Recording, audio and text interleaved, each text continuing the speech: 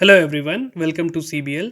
और इस सेशन में हम बात करेंगे यूनियन बजट 2021 के थर्ड पिलर के बारे में। पहले दोस्त वीडियोस में हमने हेल्थ और फिजिकल इंफ्रास्ट्रक्चर की बात की। इस सेशन में देखते हैं हमने किस पर्टिकुलर पिलर पे फोकस करना है। ठीक है, चलिए स्टार्ट करते हैं। हमने देखा कि यूनियन बजट इस बार का 6 पिलर्स पे बेस्ड है। पहला पिलर था आपका health and wellbeing. Second pillar था physical and financial capital as well as the infrastructure. और जो थर्ड पिलर आज हम देखेंगे that is inclusive development for aspirational India. तो सबसे पहले मैं आपको बताता हूँ कि इंक्लूसिव डेवलपमेंट आपका जीएस पेपर 3 में डायरेक्टली मेंशन्ड है। और इस पे हर साल यूपीएससी मेंस पे क्वेश्चन रिपीट हुए हैं, वो भी मैं अभी आपको आगे दिखाऊंगा।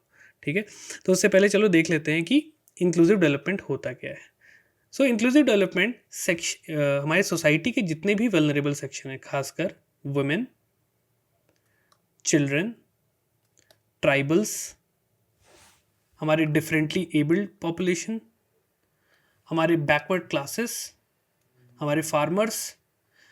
इन पूरे सेक्शंस का साथ में ग्रोथ होना, उसको हम बोलते हैं इंक्लूसिव डेवलपमेंट।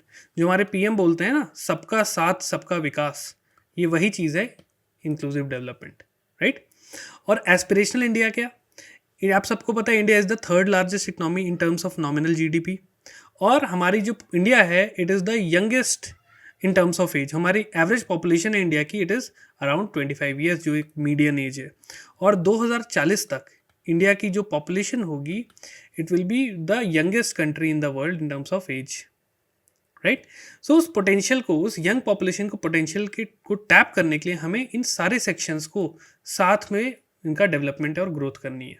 ऐसा नहीं कि हमने केवल वुमेन पे फोकस कर दिया या केवल फार्मर्स पे फोकस कर दिया, हमें सबको साथ में लेके एक डेवलपमेंट अप्रोच अपनानी है, राइट। तो चलिए देखते हैं इस बार के बजट में क्या क्या चीज़ दी गई है इसके ऊपर। ओके, तो पहले में हम लोग देख लेते हैं प्रीवियस ईयर क्वेश्चंस। तो यूपीएससी जीएस पेपर 3 में, मेंस के जीएस पेपर 3 में सबसे ज़्यादा क्वेश्चन इंक्लूसिव ग्रोथ के ऊपर आते हैं या इन वल्नरेबल सेक्शंस के ऊपर डायरेक्टली क्वेश्चन पूछे रहते हैं। चलिए देख लेते हैं क्या क्या क्वेश्चंस हैं। Examine the main provision for national child policy. तो अगर आप देख रहे हो अगेन यहाँ पे हमारे इंक्लूसिव डेवलपमेंट के एक बहुत important aspect that are children, जो कि काफ़ी ज़्यादा वल्नरेबल रहते हैं। ठीक है, इनके माल न्यूट्रिशन की शिकायत बहुत रहती है इनके में। ठीक है, प्रॉपर केयर, इवन कई लोग चाइल्ड लेबर भी करवाते हैं। तो ये सारे एस्पेक्ट्स के लिए नेशनल चाइल्ड पॉलिसी बनाई गई थी। तो उसके बारे में यूपीएससी 2016 में क्वेश्चन पूछा था। ठीक है, अगेन यूपीएससी 2016 जेंडर बजटिंग। देखो बजट से डायरेक्ट चीज़ें आती ही आती हैं आपकी। ठीक है, तो वुमेन एम्पावरमेंट, अगेन वुमेन हमारी एक वल्नरेबल सेक्शन।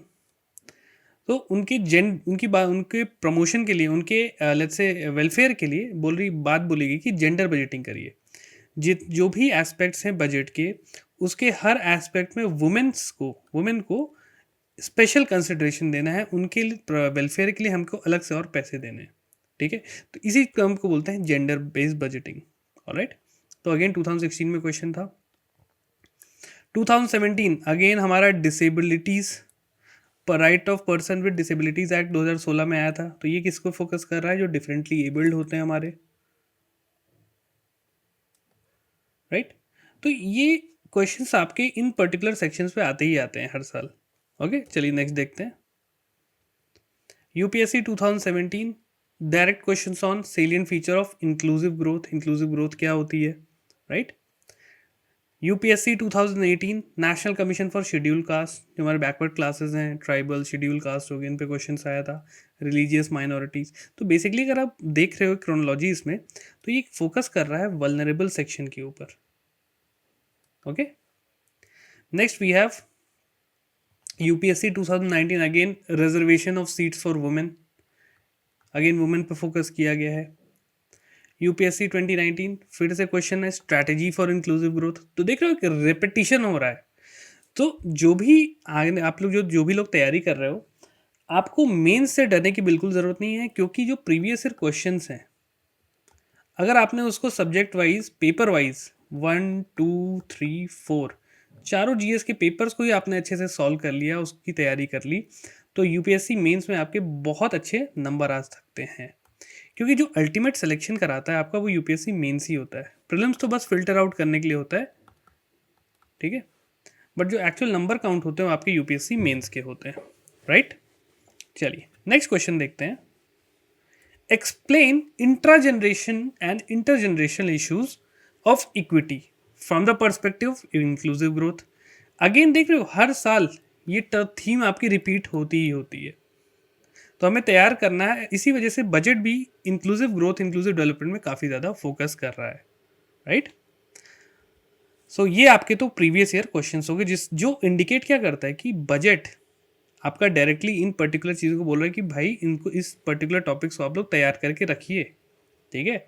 हमको ये नहीं देखना है कि बजट में इतना एलोकेट कर दिया, इस सेक्टर को इतना पैसा दे दिया, इतना पैसा दे दिया। अगर आप याद कर सकते हो तो इट्स गुड, नहीं याद कर सकते तो कोई कभी इशू नहीं होगा, ओके।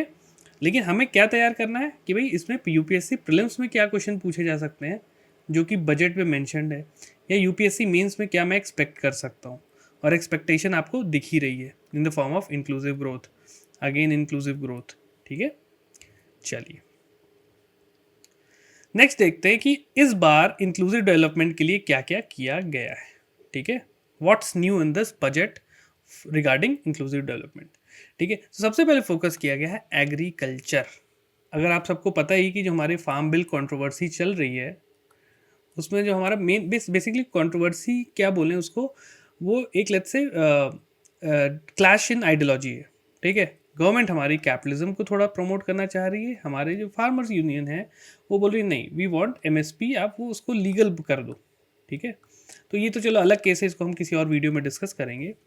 इसमें हमें पता होना चाहिए कि agriculture means the focus is on farmers, जो कि बहुत ही ज़्यादा वल्नरेबल सेक्शन है। अगर आप सबको पता है कि मैक्सिमम जो सुसाइडल केस आते हैं वो फार्मर्स कम्युनिटी की तरफ से ही आते हैं, ठीक है। इनको बहुत ज़्यादा प्रॉब्लम्स होती हैं लेट्स से सही प्राइस डिस्कवरी की। इन्होंने बहुत मेहनत की, इन्होंने इतना पूरा लेट्स से वीट बना लिया, अब क्या इनको इसका सही भाव मिल रहा है? सो गवर्नमेंट ने तो एमएसपी लेके आया था, तो उसी के भरोसे ये लोग अभी तक थे। अब गवर्नमेंट तो बोल रही है यार इसको भी हटा देंगे, ठीक है। चलो वो अलग कंट्रोवर्सी, बट ये काफ़ी वल्नरेबल सेक्शन है। तो अब देखते हैं एग्रीकल्चर में क्या क्या किया गया है इस बजट में 2021 में। सो एग्रीकल्चर में government is enhancing the allocation to the rural infrastructure development fund, right. तो सबसे पहले जो RIDF फंड है एक बेसिकली उसमें एलोकेशन बढ़ा रहे हैं, ओके। क्योंकि अब देखो गांव में जो भी किसान है काम कर रहे हैं, उन्होंने अपने लेट्स से क्रॉप्स वगैरह उगाया है, ठीक है, यहाँ पे क्रॉप्स उगाए, अब इनको इसके स्टोरेज के लिए इधर उधर भागना पड़ता है, ओके। सो वो क्या कर रहे हैं कि भाई रूरल एरिया में ही लेट्स से हमने गोडाउन बना दिया, रूरल एरिया में ही लेट्स से हमने कोल्ड स्टोरेज फैसिलिटीज़ बना दी, तो ताकि जो फार्मर्स हैं उनको कहीं और भागने की ज़रूरत ना पड़े। हम रूरल इंफ्रास्ट्रक्चर को प्रमोट कर रहे हैं, तो उसके लिए इन्होंने एलोकेशंस वगैरह बढ़ाए हैं, ओके। तो लगभग जो 30,000 करोड़ का एलोकेशन था, इसको बढ़ा के 40,000 करोड़ कर दिया गया है, ठीक है। देन आप सबको पता है कि जो हमारे यहाँ एमएसपी मिलती है वो 1.5 times the cost of production, ये पहले ही कर दिया गया है। तो एमएसपी के लिए कभी भी कोई क्वेश्चन आए ना, आपको MS स्वामीनाथन कमेटी का आइडिया होना चाहिए, उनके रिकमेंडेशन क्या थे। MS स्वामीनाथन कमेटी, राइट, बहुत इंपॉर्टेंट कमेटी है रिगार्डिंग एग्रीकल्चर रिफॉर्म। तो आपको ऐसी कमिटीज़ का नाम मेंशन करना है अपने आंसर्स में, ओके। देन जो हमारे माइक्रो इरिगेशन फंड्स थे उसको भी एनहांस किया गया उसका एलोकेशन, ठीक है। 5,000 करोड़ का कॉर्पस से इसको बनाया गया है, और ये किसके अंदर रहेगा? It will be under the NABARD, national agriculture bank for rural development. इसके अंदर 5,000 करोड़ का कॉर्पस बनाया गया माइक्रो इरिगेशन के लिए। माइक्रो इरिगेशन में क्या क्या चीज़ें आती हैं आपकी? Water sprinklers, right, drip irrigation, okay. तो ये बहुत इंपॉर्टेंट एस्पेक्ट्स हैं किस चीज़ के? प्रधानमंत्री कृषि सिंचाई योजना के, ओके। तो इन पे बहुत ज़्यादा काम किया जा रहा है, फंडिंग वगैरह बढ़ाई गई है। चलिए नेक्स्ट देखते हैं, the scope of operation green will be enlarged. तो आप सबको पता है कि जो ऑपरेशन ग्रीन है ये बेसिकली किस पे फोकस कर रहा था? सबसे पहले आपको टोमेटो, अनियंस एंड पोटैटोज, इस पे फोकस था। अब इसको बोला कि इनको और भी 22 पेरिशेबल आइटम्स के लिए इनको बढ़ाया जाए इसकी स्कोप को। पेरिशेबल आइटम मतलब जैसे हमारे फ्रूट्स वेजिटेबल्स हो गए जो कुछ ही दिन चलते हैं और उसके बाद वो ख़राब हो जाते हैं, ठीक है। और लेकिन रेट वाइज देखो तो सबसे ज़्यादा पैसे भी इन्हीं कमोडिटीज़ के मिलते हैं। तो ये केवल 3 के थे, इनिशियली 3 आइटम्स के लिए थे, इसको बढ़ा के 22 आइटम के लिए कर दिया गया है। Okay, then agriculture infrastructure development fund की भी बात कर रही गई है। और 1000 more mandis will be integrated in eNAM. ENAM आपको पता है इलेक्ट्रॉनिक नेशनल एग्रीकल्चर मार्केट। मतलब जो किसान मंडियों में पहले जाते थे कि लेट्स से मैं पंचकुला में रहता हूँ, ठीक है, पंचकुला का मैं फार्मर हूँ, मुझे अपना लेट्स से जो प्रोडक्ट मैंने क्रॉप बनाया है वो मैं लाके पंचकुला की मंडी में ही बेचूंगा, ठीक है। पहले मेरे पे ये कंस्टेंट था, बट ई-नैम के थ्रू क्या होगा, मैं अपने क्रॉप को ऑल ओवर इंडिया जहाँ भी मुझे सही प्राइस मिल रही होगी, लेट्स से मुझे एमपी में सही प्राइस मिल रही है तो मैं अपने क्रॉप को वहाँ पे बेच दूंगा। तो एक ये चीज़ बेहतर की गई है। तो इसके लिए 1000 और मंडियों को इसके साथ कनेक्ट किया गया है, right. Next we have agriculture infrastructure fund. ये बनाया गया है आपके लिए फार्मर्स के लिए, ठीक है। और ये किसको अवेलेबल कराया जाएगा, एपीएमसीज को, agriculture produce and marketing committee, ठीक है, फॉर ऑगमेंटिंग इंफ्रास्ट्रक्चर फैसिलिटीज़। जितनी भी मंडीज हैं उनमें अपने इंफ्रास्ट्रक्चर को डेवलप करने के लिए एग्री इंफ्रास्ट्रक्चर फंड्स को वहाँ पे बनाया जाएगा और उनका जो पेमेंट वगैरह होगा इनको दिया जाएगा मंडीज को, ताकि वो अपने लिए अच्छे से लेट्स से वेइंग स्केल की यूज़ कर लें, प्रॉपर स्टोरेज की फैसिलिटी वो दे दें फार्मर्स को, ठीक है। तो ये सारी चीज़ें इसमें की जाएंगी। मूविंग ऑन, अगला सेक्टर देखते हैं, वो है हमारा फिशरीज। इसमें देखते हैं क्या क्या किया जा रहा है। तो पहले तो हब्स ऑफ इकोनॉमिक एक्टिविटी, मतलब 5 नए मेजर फिशिंग हार्बर्स बनाए जा रहे हैं, 5 न्यू फिशिंग हार्बर्स। कहाँ कहाँ पे, सो ये आपका बन रहा है, अगर मैं इंडिया का मैप दिखाऊं तो ये आपका बन रहा है कोची में, Kochi, then we have Chennai, Chennai में आपका ये बन रहा है, विशाखापट्टनम में आंध्र प्रदेश में, ओके, पारादीप उड़ीसा, ठीक है, एंड पेटुआ घाट, ये यहाँ पे बन रहे हैं बेसिकली, राइट। सो यहाँ पे क्या होगा, मेजर हार्बर्स बनेंगे तो ऑब्वियसली फिशिंग एक्टिविटी होगी, फिशिंग एक्टिविटी होगी तो obviously fishing is a basically economic activity. Primary sector याद आ रहा है आप लोग, प्राइमरी एक्टिविटीज, उसके अंदर फिशिंग कंसिडर की जाती है और it is a very important economic activity, right. Because India का जो कोस्ट लाइन है यहाँ से यहाँ तक लगभग 7500 किलोमीटर का है, जो कि फिशिंग के लिए बहुत अच्छा इकोनॉमिक प्रॉस्पेक्ट ये प्रोवाइड करते हैं, ठीक है। अब देखिए मैंने कैसे मैप का यूज़ किया किसी पर्टिकुलर पोर्शन को शो करने के लिए, आपको ऐसे ही इनोवेटिव तरीके से अपने आंसर में भी यूज़ करना है। चाहता था मैं आपको बस यहाँ पे आपको शहरों के नाम लिख देता है ऐसे ऐसे करके, बट अगर मैंने मैप के थ्रू शो किया है तो एक ज़्यादा अच्छा इम्पैक्ट आपको एग्जामिनर के ऊपर पड़ता है। ऑलराइट, चलिए नेक्स्ट देखते हैं, development of inland fishing harbours and fish landing centres, right. So इसके लिए भी ऑब्वियसली जितने भी रिवर बैंक्स हैं हमारे, वहाँ पे हम इनलैंड फिशिंग, इनलैंड मतलब जो नदियों के नदियों में वगैरह पे होती है फिशिंग, ठीक है। जो समंदर पे होती हैं वो अलग होती हैं, वो मरीन बोलते हैं उनको, मरीन। और जो रिवर्स वगैरह में होते हैं उनको इनलैंड फिशिंग बोलते हैं, जैसे पॉन्ड्स में हो गई या लेक्स में हो गई या फिर रिवर्स में हो गई, okay. Then we have multipurpose seaweed park to establish in Tamil Nadu. Tamil Nadu में आपका सीवीड पार्क बन रहा है, और आपको पता है कि सीवीड बहुत ही इंपॉर्टेंट न्यूट्रिशियस आइटम है, प्लस इसके मेडिसिनल प्रॉपर्टीज भी हैं। सेकेंडली ये fish as a fish food भी यूज़ किया जाता है, ठीक है। तो इन सब चीज़ों के लिए फिशरीज में ये पर्टिकुलर अनाउंसमेंट किए गए थे बजट 2021 में, ओके। चलिए नेक्स्ट सेक्टर देखते हैं, हमारे बेचारे migrant and workers and labours. तो अगर आपको पता है कोविड-19 के टाइम में सबसे ज़्यादा जिनको परेशानी हुई थी वो थे आपके migrant and workers and labours, ठीक है। सो अगेन ज्योग्राफी की क्लास 12th एनसीईआरटी, तो उसमें हमारी जो पॉपुलेशन हम पढ़ते हैं इंडिया की या फिर वर्ल्ड की, उसमें बहुत इंपॉर्टेंट एस्पेक्ट आता है माइग्रेशन।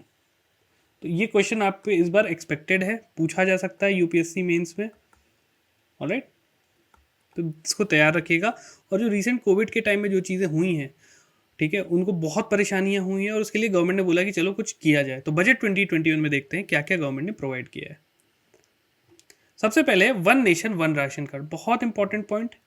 जितने भी हमारे लेबर्स हैं उनके पास राशन कार्ड तो रहता है, लेकिन पहले क्या होता था, लेट्स से कोई छत्तीसगढ़ का वर्कर है तो उसको जो राशन मिलेगा उसको छत्तीसगढ़ के ही अंदर मिलेगा। अब लेट्स से ये जो वर्कर है छत्तीसगढ़ का, ये चले गया पंजाब, अब वहाँ पे उसका राशन कार्ड वैलिड ही नहीं है, अब उसको राशन कैसे मिलेगा फ्री। ठीक, तो इसको दूर करने के लिए बोल दिया गया कि एक सिंगल राशन कार्ड बनेगा जो कि ऑल ओवर इंडिया कहीं भी आप यूज़ कर सकते हो। ओके, हमारे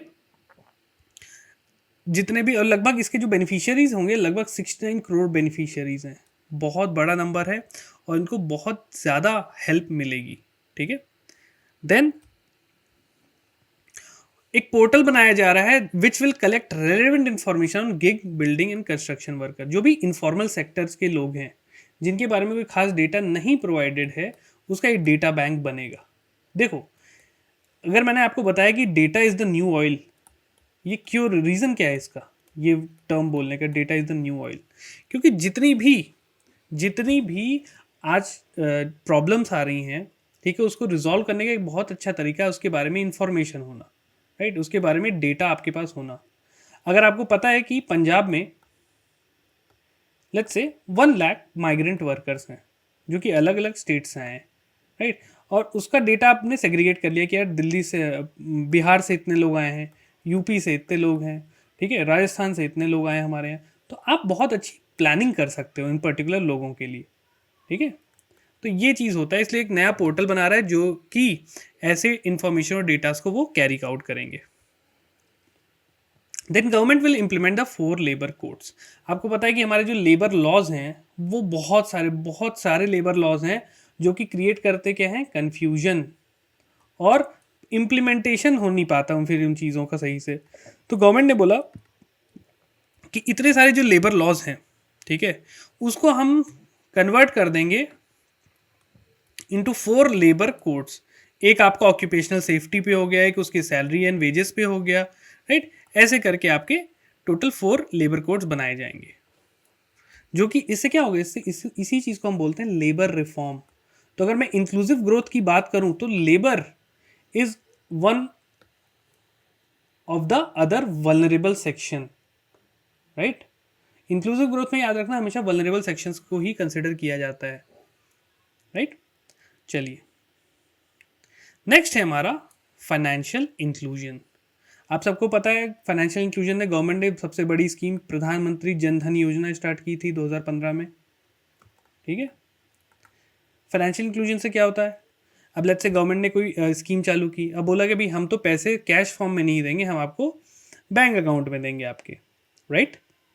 अब लोगों के पास बैंक ही अकाउंट नहीं थे, तो इसलिए प्रधानमंत्री जन धन योजना लेके आए ये लोग, राइट। अब देखो बजट 2021 में क्या बोला गया है फाइनेंशियल इंक्लूजन के लिए। Credit flow under the scheme of stand up India for SCs, ST and women. मतलब जो लोन प्रोवाइड किया जाता था, सबसे पहले तो देख लो स्टैंड अप इंडिया स्कीम क्या है। Stand up India scheme basically SCs, ST and जो वुमेन है, अगेन वल्नरेबल सेक्शन, इनकी एंटरप्रेन्योरशिप एक्टिविटी को प्रमोट करने के लिए, एंटरप्रेन्योरशिप एक्टिविटीज़ को प्रमोट करने के लिए स्टैंड अप इंडिया स्कीम बनाई गई है। ठीक है, जिसके तहत बैंक ऐसे वुमेन, ठीक है, SC एंड STs को लोन प्रोवाइड करेगा ताकि ये अपना बिजनेस खड़ा कर सकें। ठीक है, तो उसके लिए क्रेडिट फ्लो को बढ़ा दिया गया है और ज़्यादा लोन ईजिली प्रोवाइड कर दिया जाएगा। Then we have loan for activities allied to agriculture. केवल खेती के लिए जो फार्मर्स हैं उनको ही लोन नहीं मिलेगा, जैसे जो एनिमल हस्बेंड्री में एंगेज हैं, या लेट्स से जो फिशरीज में एंगेज हैं, या अदर एक्टिविटीज़ में, एग्रीकल्चर अलाइड एक्टिविटीज़ में, उनको भी लोन प्रोवाइड किया जाएगा। ठीक है, तो ये सारी चीज़ें हमारी बताई गई थी इस बार बजट 2021 में। ओके, चलिए, तो ये देखो, अब मैंने ये सारी चीज़ें तो आपको बता दी, आपको मैंने ये भी बताया कि इसको यूज़ कैसे करना है आंसर राइटिंग में, या इनके ऊपर प्रीलिम्स में क्वेश्चन कैसे पूछे जा सकते हैं। तो चलो पहले देखते हैं प्रीलिम्स में कुछ प्रैक्टिस किया जाए कैसे क्वेश्चन आएंगे। So let's see some question related to UPSC prelims 2021। और आप अपने जो डाउट्स वगैरह हैं मुझे कमेंट सेक्शन में ज़रूर बताते रहो, या लेट्स से आपको कुछ और पूछना है कि सर मुझे ये पर्टिकुलर चीज़ नहीं समझ में आई, या लेट्स से सर मैं चाहता हूँ या चाहती हूँ कि आप इस टॉपिक पे एक वीडियो ज़रूर बनाइए, राइट। तो ये मुझे आप कमेंट सेक्शन में मेंशन करो, जब तक मुझे पता नहीं चलेगा तब तक मैं उस पर वर्क नहीं कर सकता। तो मैं चाहता हूँ जितने भी लोग आप देख रहे हो कमेंट सेक्शन में ज़रूर मेंशन करिएगा अपने डाउट्स एंड इश्यूज़, और आप किस चीज़ पे और वीडियोस चाहते हैं, ठीक है। आने वाले टाइम में हम जूम सेशंस भी कंडक्ट करने वाले हैं बहुत ही जल्द। वन ऑन वन में आपसे बात करूंगा, मैं आपकी तैयारी के बारे में, आपकी प्रिपरेशन कैसी चल रही है उसके बारे में आपसे वन ऑन वन में बात करूंगा। कहाँ पे आपको क्या इशू आ रहा है वो आप मुझे खुल के बताएंगे, और उसको रिजॉल्व करने के लिए मैं आपको कुछ कुछ आइडियाज़ या सोल्यूशन बताऊंगा, ठीक है। आपकी कंप्लीट हेल्प करनी है हमें ताकि आप सेलेक्ट हों, ओके। ऐसा नहीं कि आपने लेट्स से वीडियो देख लिया, आपको डाउट्स भी आ रहे हैं, आप पूछ भी नहीं रहे हो, तो वो डाउट्स विल पाइल अप और फिर उससे कन्फ्यूजन क्रिएट होगी, फिर आपको सब्जेक्ट क्लैरिटी नहीं आएगी। और यूपीएससी के लिए सब्जेक्ट क्लैरिटी बहुत इंपॉर्टेंट है, एक एक टर्म क्रिस्टल क्लियर होना चाहिए आपको, तभी आप आंसर निकाल सकोगे, ठीक है। तो ये सेशन स्टार्ट करेंगे, तो आप लोग जितने भी लोग फेवर में हो कमेंट सेक्शन में ज़रूर मेंशन करना, ठीक है। चलिए आगे देखते हैं। सो क्वेश्चन ये है आपके सामने, consider the following statement regarding micro irrigation fund. पहला है, micro irrigation fund was set up in order to achieve the goal of per drop more crop. Second statement है, the fund has been set up under regional rural banks. And the third statement is, this fund can be access by state level agencies, FPOs and cooperative. तो आपको बताना which of the following statements are correct. तो आप यहाँ पे pause कर सकते हो वीडियो, क्वेश्चन आराम से पढ़ो and try to answer, okay. चलिए आंसर देखते हैं इसका। इसका आंसर है C, 1 and 3 statements are correct, second wrong है। तो मैंने अभी आपको बताया कि ये किस बैंक के अंदर है, it is under establish under NABARD, okay. चलिए एक्सप्लेनेशन देख लेते हैं। तो ये है नाबार्ड के अंदर, तो ये चीज़ ध्यान रखिएगा, the fund has been set up under NABARD. और पर ड्रॉप मोर क्रॉप किस स्कीम का ये बहुत इंपॉर्टेंट पार्ट है, प्रधानमंत्री कृषि सिंचाई योजना, ओके। तो ये चीज़ आपको पता होना चाहिए। तो आपको ये स्कीम भी तैयार कर लेनी है कि इसके क्या क्या सब पॉइंट्स हैं। हमें देखो, हमें केवल इसी चीज़ों पे स्टिक नहीं रहना, हमें थोड़ा अपने से we have to move beyond. हमें अब लेट्स से मैंने ये स्कीम का नाम है, let's prepare this scheme also, right. चलिए नेक्स्ट क्वेश्चन है, consider the following statement regarding stand up India scheme. अभी हमने बात की। So under the scheme the target group is SC ST and OBC population for loan. Second statement is a loan between 10 lakh to 1 crore will be provided to the beneficiary. So आपको बताना है कौन सा correct statement है। यहाँ पे आप pause कर सकते हैं वीडियो, आराम से पढ़ लो question and then try to solve. So correct answer is B, second statement. मैंने आपको बताया SC ST एंड वुमेन के लिए है ये, ओके। देखो ऐसी ऐसी छोटी छोटी चीज़ें आपको पता होनी चाहिए, कौन सी मिनिस्ट्री करती है ये भी आपको आइडिया होना चाहिए, बेनिफिशियरी अमाउंट कितना है ये थोड़ा आपको, ये 2-3 फैक्ट्स हैं बस। देखो किसी भी क्वेश्चंस को ना सॉल्व करना है आपको ना, तो आपको उसके बारे में 1-2 फैक्ट पता होगा ना, बहुत ईजिली आंसर निकाल लोगे, ठीक है। चलिए एक्सप्लेनेशन देख लेते हैं। सो इतना अमाउंट है, सो किन किन लोगों के लिए है, schedule caste, schedule tribes and women of the country, okay. Under the scheme 1.25 lakh bank branches would give money to Dalit tribal entrepreneur and 1 women entrepreneur in this area। एक दलित को, 1 ट्राइबल को एंड 1 वुमेन एंटरप्रेन्योर को इनको loan देना ही देना है। चलिए next question is, consider the following statement regarding aspirational districts programme. बहुत इंपॉर्टेंट है, ये पूछा भी जा सकता है आपसे एग्जाम में। So the program aims to quickly and effectively transform some of the most underdeveloped districts of the country. Second statement is, there are 115 districts were identified from 20 states, at least one from each state. So which of the following statement is or are correct? Pause कर लो video, read it properly, take your time and then try to answer. तो answer देखते हैं। Correct answer is A. हर state से नहीं है, गोवा से ऐसे नहीं है आपका, ठीक है। एक्सप्लेनेशन देख लेते हैं। So aspirational district are those districts in India which are affected by poor socio economic indicators. तो ये नंबर में कितने हैं? 115, जहाँ पे क्या चीज़ है? पुअर सोशियो इकोनॉमिक इंडिकेटर्स हैं। बहुत बुरा सेक्स रेशियो है, पुअर लिटरेसी है वहाँ की, पुअर न्यूट्रिशन स्टेटस है। तो उन डिस्ट्रिक्ट्स को आइडेंटिफाई किया गया है हर स्टेट से, और वहाँ पे एकदम तेज़ी से हम वहाँ पे काम करेंगे इन पैरामीटर्स को इम्प्रूव करने के लिए। ओके, सो गोवा से कोई भी डिस्ट्रिक्ट नहीं है, क्योंकि आपको पता है गोवा वैसे भी काफ़ी रिच है, काफ़ी लिटरेट है, राइट। इवन केरला का भी यही वाला सीन है, ठीक है। तो ये आपको पता होना चाहिए। चलिए, और ये प्रोग्राम कौन एंकर करेगा? It will be anchor by NITI Aayog. बहुत इंपॉर्टेंट, याद रखिएगा, नीति आयोग का इनिशिएटिव है ये। नीति आयोग पर क्वेश्चन भी आजकल बहुत आ रहे हैं। अब आपका क्या काम होगा? नीति आयोग को एक कॉम्प्रिहेंसिव पढ़ लो। चलिए, अब हम देखेंगे यूपीएससी मेंस रिलेटेड क्वेश्चन हमको प्रैक्टिस करना है। देखो, प्रीलिम्स के लिए तो ठीक है, आपको तैयार रहना है, धीमे धीमे मेंस का भी आपको आंसर राइटिंग साथ में करना है।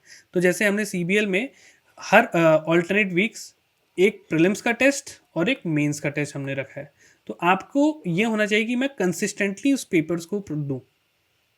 केवल प्रीलिम्स के क्वेश्चन करके फिर ये होगा कि यार मैं फिर मेंस की तैयारी करूंगा, ये बहुत गलत अप्रोच है। वो आप बैक टू स्टेज 1 पहुंच ही जाओगे, ठीक है। तो जब भी स्टार्ट कर रहे हो तो आपको प्रीलिम्स और मेंस साथ में लेके चलना है, वरना आपने किसी एक को भी नेग्लेक्ट किया, you will again reach the initial stage, वो आगे बढ़ नहीं पाओगे, ठीक है। तो हमको साथ में लेके चलना है, प्रीलिम्स के भी क्वेश्चन सॉल्व करेंगे, मेंस के भी 1-2 प्रैक्टिस करेंगे, राइट। चलिए, तो क्वेश्चन देखते हैं।